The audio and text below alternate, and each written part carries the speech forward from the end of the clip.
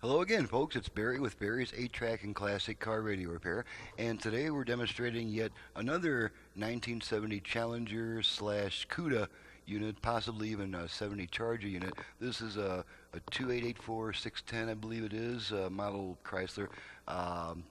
AM 8-track unit, and unlike a lot of units this age, this one is usually a good candidate for repair to standard stock for guys who are wanting to keep everything all original. Now the earlier Chryslers with the chrome face, they're definitely not a good candidate for stock repair. They have a bad failure trend of the output transformers burning up, but this one is a little bit better designed in the power amp section, and can usually be brought back to life using everything that's in there. But one thing I'll point out on this one is you might notice that this is a little post thing sticking out of it.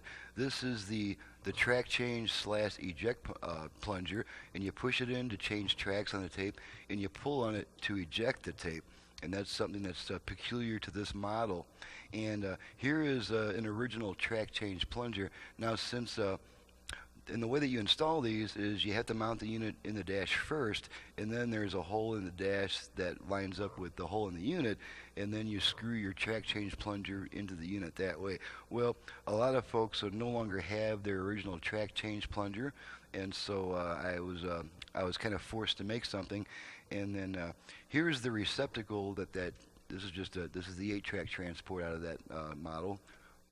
Not this exact one, of course, but here's where the track change plunger screws into. Now, the original receptacle is a special avionics thread, and I learned this when I was working as an avionics technician, is that avionics sometimes has special threads that are not standard, and this is what this track change plunger appears to have.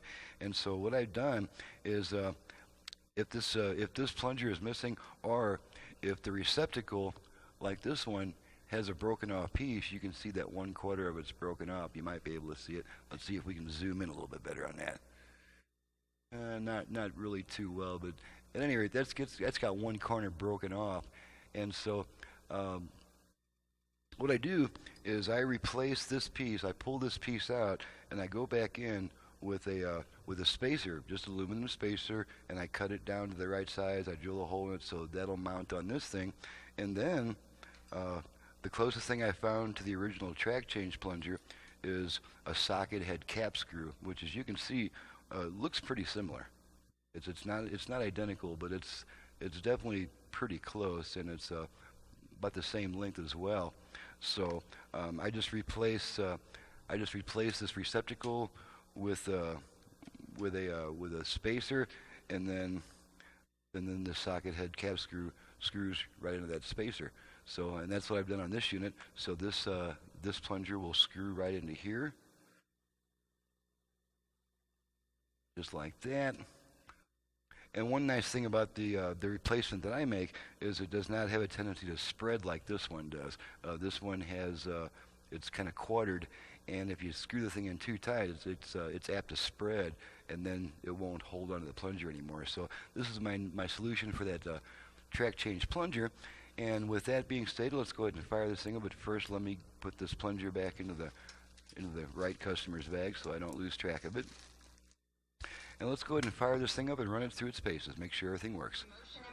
And I'm able to do things that's the AM radio. I have my life back. To see how stem cell therapy can benefit you, call now. And we get another AM station around 1400, so we'll make sure that one comes in.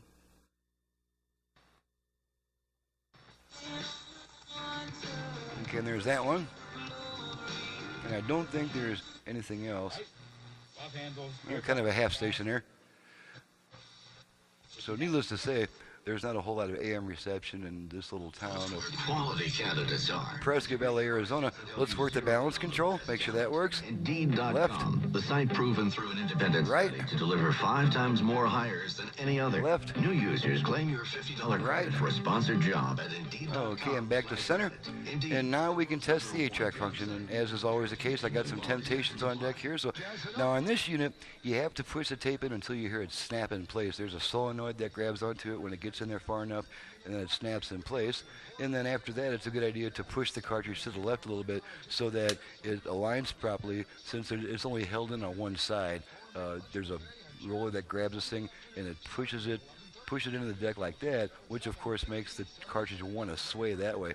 So once you get it in there, it's nice to kind of move it back to the left, and that way it's properly aligned with the head. Otherwise, you might lose some of your treble. So here we go.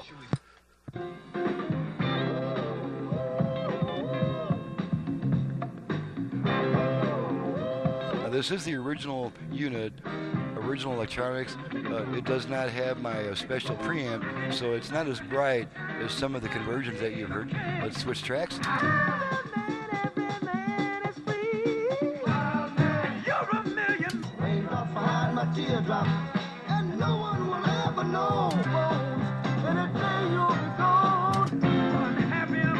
And we're just going through all the tracks, making sure it switches programs smoothly.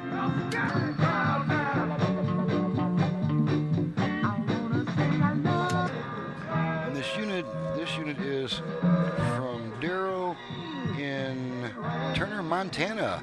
You don't get a whole lot of jobs from Montana, so this is kind of neat. Okay, we're between songs there. There it comes.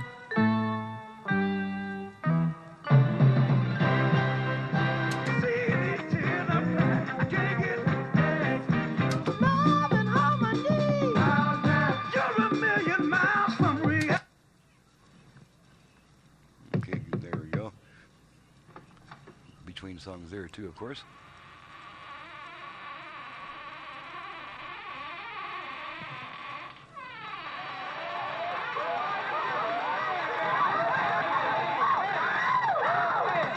Everybody, hold it. Listen. Okay, switch tracks a few more times.